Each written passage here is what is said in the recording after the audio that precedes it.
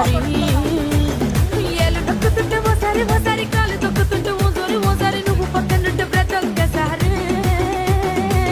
వచ్చుండాయి feelings వచ్చి వచ్చి చంపేస్తుంది